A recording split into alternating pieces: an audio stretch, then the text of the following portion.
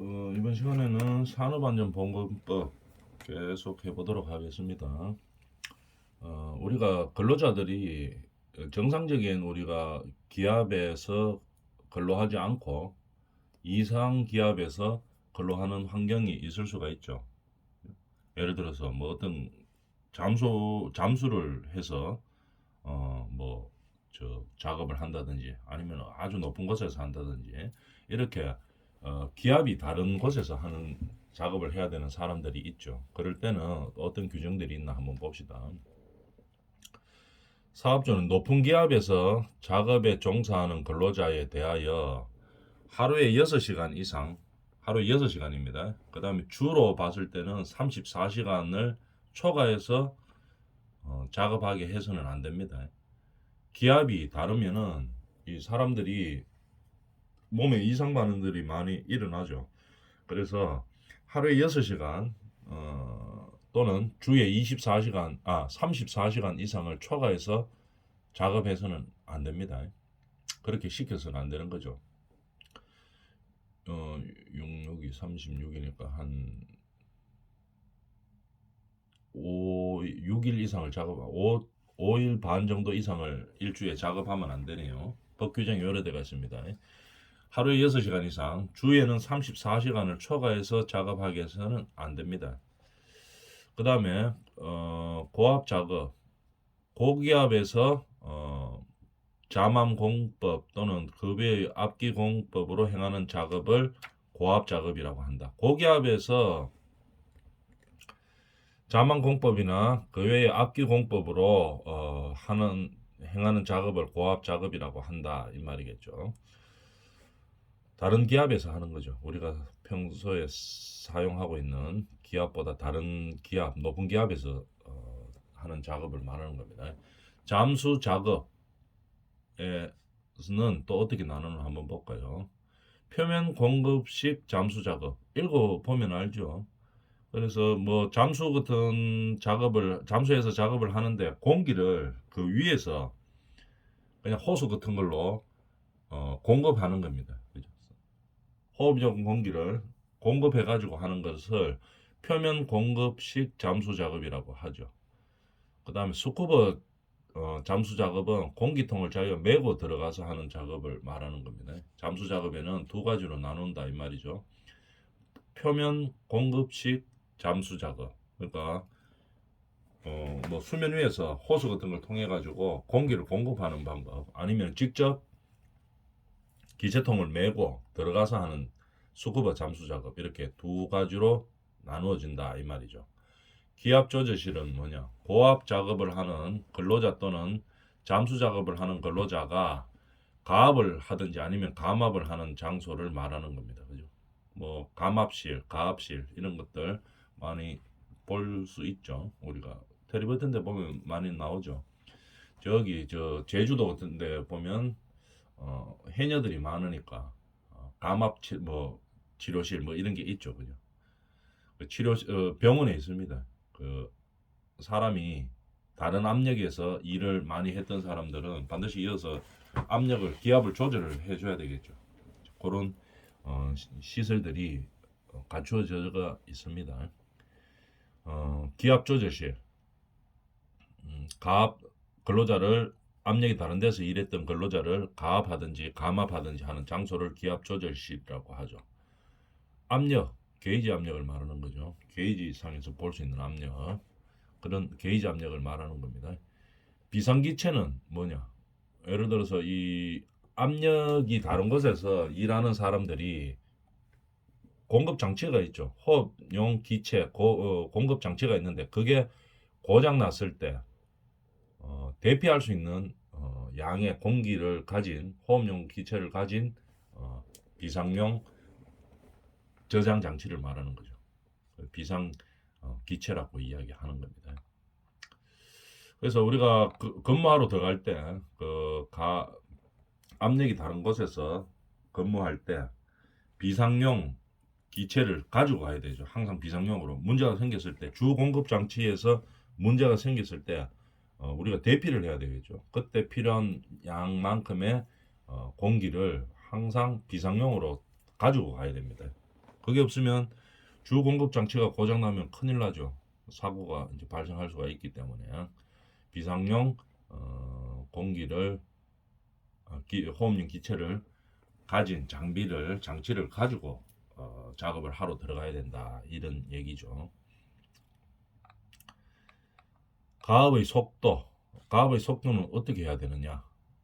그 뭐 가압을 하거나 감압을 하는데 기압 조절실에서, 근데 이게 뭐 어떤 기준이 맞게 가압이나 감압을 해야 되겠죠, 그죠? 기준대로 해야 됩니다. 근데 그 기준을 누가 정하느냐 하면은 고용노동부 장관이 하는 겁니다. 주로 산업안전보건이나 산업안전보건 쪽은 고용노동부 관할이죠. 그죠? 주관 부서가 고용노동부이기 때문에 고용노동부 장관이 정하는 규정에 따르는 것들이 많이 있습니다. 물론 뭐 환경부 장관의 규정에 따른 것도 있고 대통령령에 따르는 것도 있지만 고용노동부 장관이 정하는 기준이 많이 있죠. 그 기준에 맞게, 그죠? 가압을 해야 되는 겁니다. 감압 시 조치사항이 어떤 것이 있나 한번 볼까요? 바닥면의 조도를 20룩스 이상으로 해야 됩니다. 기압 조절실에서. 그 다음에 기압 조절실 온도는 10도 이하로 10도 이하가 될 때는 반드시 보호 용구를 지급해야 됩니다. 너무 추우면 안 된다는 얘기죠. 기압 조절실. 10도 이하가 될 때는 반드시 보온 용구를 지급해야 되고, 감압에 필요한 시간이 1시간을 초과할 때는 휴식 용구를 반드시 지급해야 됩니다. 뭐 의자를 배치를 한다든지 이런 식으로 휴식 용구를 반드시 지급해야 된다는 규정이 있죠. 감압을 할 때, 다시 보면은 감압할 때 또는 가압할 때 조치 사항인데, 바닥면의 조도를 너무 어둡게 하면 안 되고 20룩스 이상으로 해야 되고, 기온도 10도 이하로 떨어질 때는 보호 용구를 지급해야 되고, 그 다음에 1시간을 초과하는 감압이 필요할 때는 반드시 휴식 용구를 지급해야 됩니다. 기압 조절실 안에. 그런 얘기죠. 법의로 규정이 다 되어 있습니다. 그 다음에 온습도, 우리가 작업을 하다 보면 온도나 습도가 상당히 높은 곳에서 아니면 또는 상당히 낮은 곳에서 일하는 근로자들이 있습니다. 그럴 때 건강 장애를 예방을 위한 어떤 우리가 조치들을 하게 되겠죠. 그 중에서 이제 용어부터 먼저 한번 정리해 봅니다. 고열, 우리가 다 알고 있죠. 높은 열입니다. 열에 의해서 근로자가 열경련, 열탈진, 열사병 등의 건강장애를 유발할 수 있는 더운 온도를 말하는 겁니다. 우리가 제철소 이런데 뜨거운 열기 속에서 하는 사람들, 근로하는 사람들이 이제 많이 해당되겠죠. 그런 것이라든지, 아니면 건설 현장에서 여름에 엄청 더울 때 그 실내에서 하는 게 아니고 실외에서 작업하는 사람들 있죠. 이런 사람들이 이제 노출되기 쉬운 겁니다. 그래서 객내의 기온이 37도 이하로 유지해야 되는 겁니다. 우리가 체온이 한 37도 정도 되죠, 그죠? 36도 뭐 7도, 8도 요 정도 되는데, 그래서 객내의 기온이 37도 이하로 유지해야 되는데 몸 온도보다 더 높아지면 안 된다는 거죠, 그죠? 고열, 열에 의하여 근로자에게 열경련, 열탈진, 열사병 등의 건강장애를 유발할 수 있는 더운 온도를 고열이라고 이야기합니다. 반대로 한냉은 뭡니까? 차운 데서 하는 거겠죠. 냉동창고 이런 데서 일하시는 근로자들을 말하는 거죠. 한냉. 냉각원에 의해서 근로자에게 동상 등의 건강장애를 유발할 수 있는 차가운 온도를 말한다. 그렇게 정의하는 거죠. 한냉. 다섯, 습기가 많은 상태에서 일하는 사람들이죠. 그런 근로자들의 습기가 많으면 피부 질환이 발생한다든지 뭐 이렇게 될 수가 있겠죠. 습기가 많으니까. 피부 질환 등의 건강 장애를 유발할 수 있는 습한 상태를 다습이라고 이야기한다. 이렇게 용어를 정리를 했습니다. 고열, 한냉, 다습 알아놓도록 합니다. 자, 고열 작업 등에 대한 규정이 어떻게 됐나 한번 봅시다. 고열 작업, 용광로 등에서 금속을 재련하는 장소, 용선로 뭐 이런 것들, 유리할 때도 뜨겁죠. 유리 막 녹여서 할 때. 유리를 녹여서 무슨 형태를 만들고 이런 작업을 하는 것도 상당히 고열입니다. 가열로 그죠? 우리가 뭐 저 주물 같은 거 사용할 때 그죠? 가열로 등에서 광물, 금속 등 또는 유리를 용해하는 장소 이런 것들을 고열 작업이라고 이야기하죠. 도자기 굽는 것도 마찬가지죠. 그죠? 그 상당히 덥죠. 그 다음에 뭐 광물을 배수 또는 소결하는 장소 뭐 이런 것들이 있다 하는 거 대충 다 우리가 생활 속에서도 볼 수 있고 알 수 있는 내용들이죠. 가열된 금속을 운반, 압연, 가공하는 거 이런 것들 다 고열 작업입니다. 녹인 금속을 일단 뭐 금속을 녹이려고 하면은 상당히 고온이라 해야 되겠죠. 그래서 녹인 금속을 운반하거나 주입하는 장소 이런 것도 다 고열 작업이라 속하는 거죠. 유리 작업하는 거 또는 고무에 황을 넣어 열 처리하는 거. 그 다음에 뭐 여러 가지가 있죠. 열원을 사용하여 물건들을 건조시키는 거. 그 다음에 뭐 가열된 노를 수리하는 거, 고열이 발생하는 장소 이런 것들 다 통칭해서 고열 작업이라고 이야기하죠. 한냉 작업은 우리가 뭐 대표적으로 뭐 냉동 창고 이런 데서 일하는 근로자를 말하는 거죠. 정의로 보면은 다량의 액체 공기, 드라이 아이스 등을 취급하는 장소를 한냉 작업이라고 이야기합니다. 드라이 아이스 이런 것도 엄청 차갑죠. 손 같은데 잘못 데이면은 손에 동상 걸리고 이렇게 합니다. 그래서 항상 조심해야 되는 작업들이죠. 냉장고, 제빙기, 뭐 이런 것들, 냉동고 등의 장소를 말하는 거죠. 그거를 한냉 장소라고 이야기하고 다섯 장소, 습기가 많은 것을 말하는 거죠. 뭐 염색하는 하는데 필요해서 습기가 많다든지 아니면 금속, 비금속을 뭐 세척하거나 도금한다든지 이런 게 다 다섯 작업입니다. 왜? 전기를 이용해서 하는 거기 때문에. 전기가 많은 곳은 일단 습하다고 볼 수가 있겠죠. 그 다음에 방적 또는 직포 공직에서 우리가 습기를 많이 해서 작업하는 장소, 가죽을 뭐 탈지하는 장소 이런 것들을 전부 습기를 전기를 이용해서 하는 것은 작업은 전부 습기가 많다고 볼 수 있죠. 전기가 필요한 작업들은 다 습기가 높다고 볼 수가 있습니다. 그럼 이런 작업들에 대해서 예방 조치들이 있겠죠. 어떻게 예방 조치를 하는가 한번 봅시다. 첫 번째 고열 한냉 뭐 이런 것들에 대해서 나오겠죠. 한번 봅시다. 고열 장애 예방 조치는 어떤 것이 있느냐? 근로자가 맨 처음에 새로 이제 그 현장에 배치됐을 때 어떻게 하는가 하면은 예를 들어서 뭐 하루에 6시간씩 작업을 한다 이러면은 처음부터 바로 6시간 시키면 안 된다는 얘기겠죠. 그죠? 그 근로자가 열에 적응할 수 있을 때까지 매일 단계적으로 증가시키 줘야 된다는 얘기입니다. 작업 근로 시간을. 예를 들어서 뭐 하루에 6시간씩 해야 된다. 근로자가 이렇게 되면 첫날 바로 6시간 시키는 게 아니고 첫날은 뭐 한 2시간, 둘째 날은 뭐 한 2시간 반 이런 식으로 셋째 날은 뭐 한 3시간 이런 식으로 조금씩 단계적으로 증가시켜야 된다. 이런 얘기입니다. 고열 장애 예방 조치가. 그 다음에 근로자가 자기가 일하다 보면 뭐 여기에 온도가 얼마인지 습도가 얼마인지 잊어버릴 수가 있죠. 그죠? 참고 막 더워도 참고 하는 게 이제 몸에 익어가 버릇이 되다 보면은 그런 것을 잘 체크 못 할 수가 있습니다. 그래서 항상 상시 배치를 해야 됩니다. 작업 장소에는 온도계, 습도계들을 쉽게 알 수 있도록 상시 배치를 시켜줘야 된다는 얘기죠. 그 다음에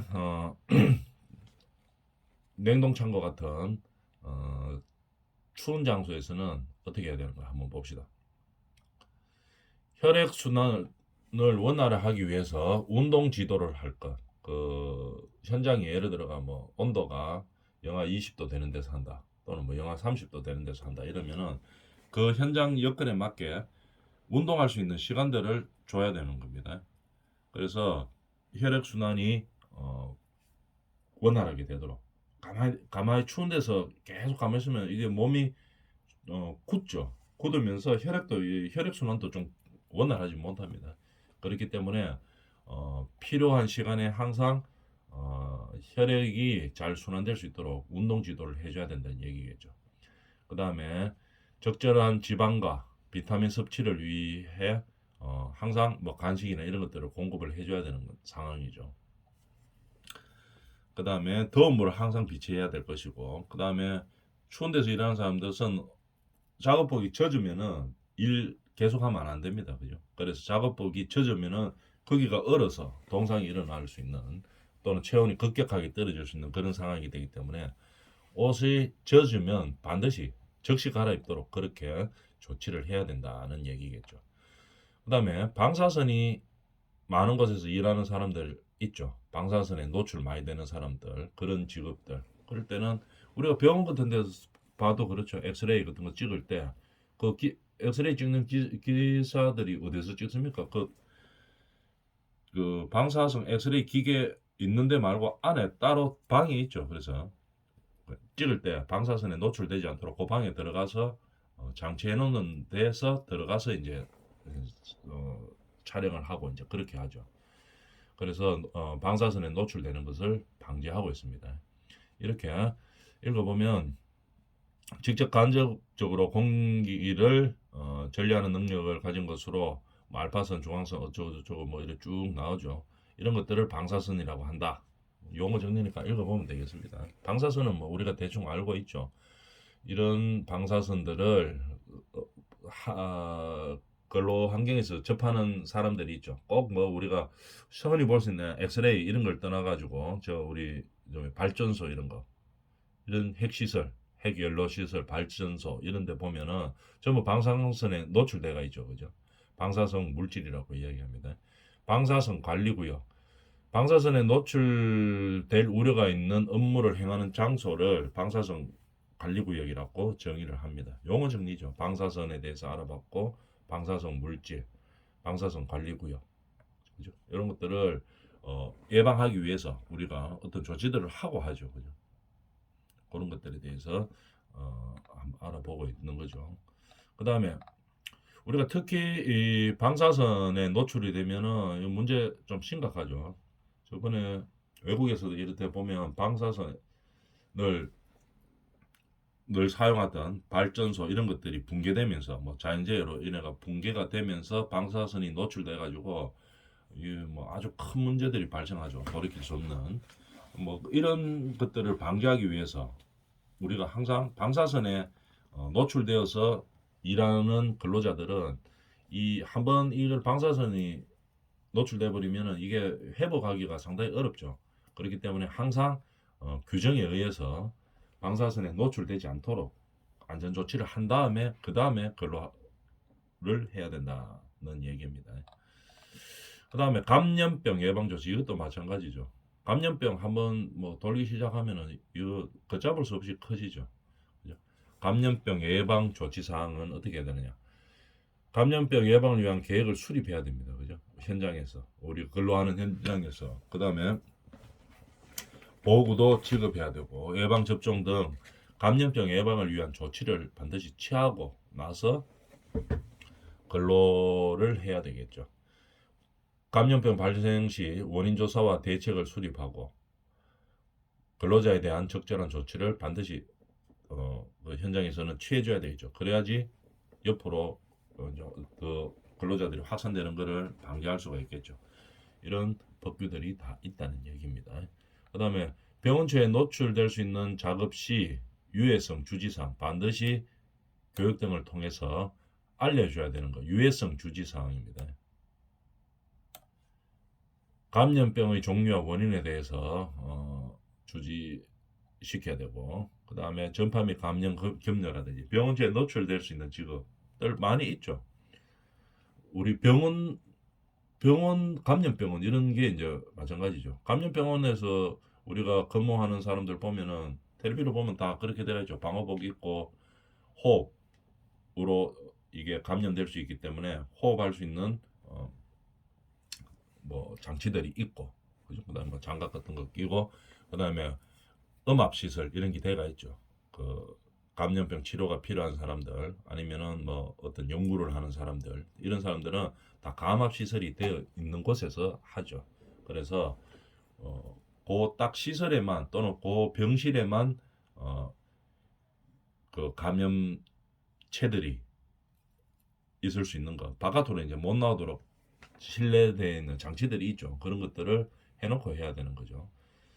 병원체에 노출될 수 있는 작업 시 감염병의 종류와 원인에 대해서 분명히 알고 교육을 통해서 알고 있어야 되겠죠. 그 다음에 이러한 병원체들의 전파 및 감염 경로는 어떻게 되는지도 알고 있어야 되고 정상과 잠복기가 어느 정도 되는지 그 다음에 감염되기 쉬운 작업의 종류와 예방 방법에 대해서도 알아야 되겠죠. 그 다음에 노출 시 보고 등 노출과 감염 후에 어떻게 조치를 해야 되는지 이런 것들을 병원체에 노출될 수 있는 환경에서 작업하는 사람들은 알고 있어야 되는 겁니다. 그죠? 그 다음에 근골격계 부담 작업으로 인한 건강장애의 예방에 관한 용어 이렇게 되죠. 근골격계 작업들이 우리가 현장에서는 근골격계에 상당히 많은 부담을 줄 수가 있죠. 모든 작업이라 하는 게 이 가만히 앉아서 하는 게 아니고 뭐 움직이면서 이렇게 많이 하죠. 그러다 보니까 근골격계에 부담을 주는 그런 작업들이 많이 있습니다. 그죠?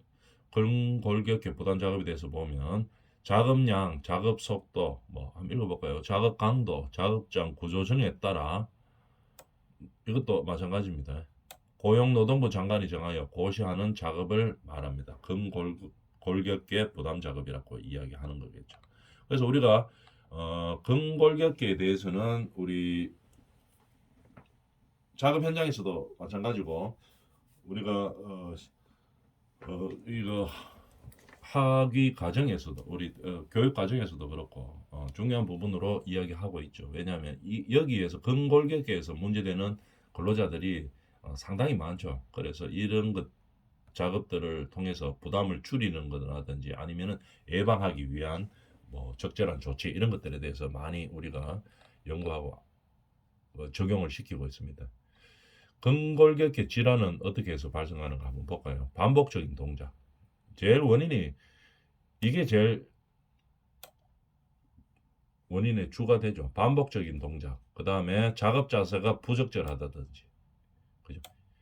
계속 같은 동작을 하기 때문에 우리 몸이라 하는 것은 이 골고루 써야 되겠죠. 그죠? 한쪽만 계속 쓰면은 반대쪽이 문제가 발생하죠. 그래서 반복적인 동작, 부적절한 자세, 그 다음에 무리한 힘, 그죠? 날카로운 면과 신체 접촉, 뭐 진동, 온도 등의 요인에 의해서 발생하는 건강 장애죠. 주로 목, 어깨, 허리, 상하지의 신경, 근육 및 그 주변 신경, 신체 조직 등에 나타나는 질환입니다. 그죠? 이런 것들을 근골격계 질환이라고 이야기하죠. 주된 원인은 반복적인 동작과 부적절한 작업 자세입니다. 이런 것들을 예방하기 위해서 예방 프로그램들이 있죠. 유해 요인을 조사합니다. 우리 현장에서는 뭐 허리 통증이 있는 사람들이 많이 발생하는 뭐 그런 작업 구조를 가지고 있다. 아니면 우리 현장에서는 뭐 어깨 통증이 많이 발생한다. 이런 유해 원인을 조사를 해야 되는 겁니다.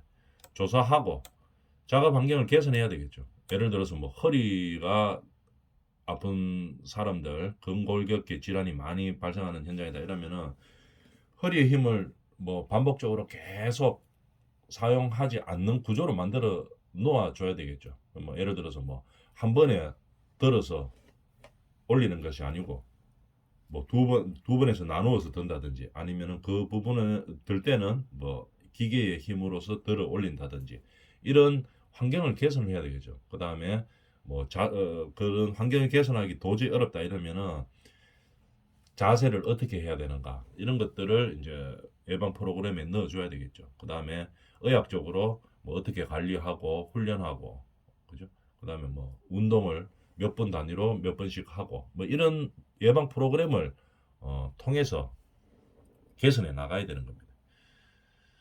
근골격계 질환을 예방 관리하기 위한 뭐 종합적인 계획을 세워줘야 된다는 얘기겠죠. 예방 관리 프로그램을 통해서 근골격계 부담 작업에 근로자를 종사하도록 하는 경우 유해 요인을 조사해야 됩니다. 그죠? 유해 요인을 조사해야 되는데 어떤 걸 해야 되느냐? 3년마다 유해 요인 조사를 반드시 실시합니다. 그죠? 3년마다 실시해야 되는 거죠. 신설 작업장은 신설일로부터 1년 이내입니다. 신설 작업장은 1년. 나머지는 이제 계속 해오던 사업장은 3년에 한 번씩 해야 됩니다. 뭐를 해야 되느냐? 설비나 작업 공정, 그죠? 작업량이라든지 작업 속도 이런 작업장 상황을 조사를 해야 되겠죠. 그래서 상황이 우리 이 작업장의 상황이 어떤지, 작업 공정에 문제가 있는지, 작업량이 너무 많은 것을 시키지는 않는지, 작업 속도를 너무 빨리 하지 않는지 이런 부담을 줄 수 있는 작업들의 환경 상황을 조사를 하는 거겠죠. 그 다음에 작업 시간이나 작업 자세, 작업 방법들이 똑바로 됐는지 이런 것들을 조사를 하는 겁니다.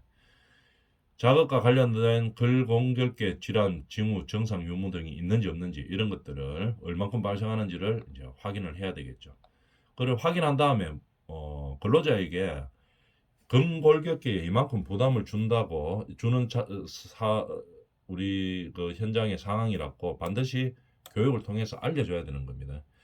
부담 작업의 유해 요인이 뭔지 우리 현장에, 그 다음에 어떤 증상과 징후가 발생하는지, 질환이 발생할 때 질환이 발생했을 때 어떻게 대처할지, 대처를 어떻게 해야 되는지, 그 다음에 우리 이 현장 작업에서 근골격계 질환이 발생하지 않기 위해서는 어떤 자세로, 바른 자세를 할지, 어떤 도구를 사용해서 무리를 가지 않게 보조하는 작업을 쓸지, 아니면 어떤 시술을 사용할지, 올바르게 사용할지 이런 것들을 반드시 교육을 통해서 알려줘야 되는 겁니다.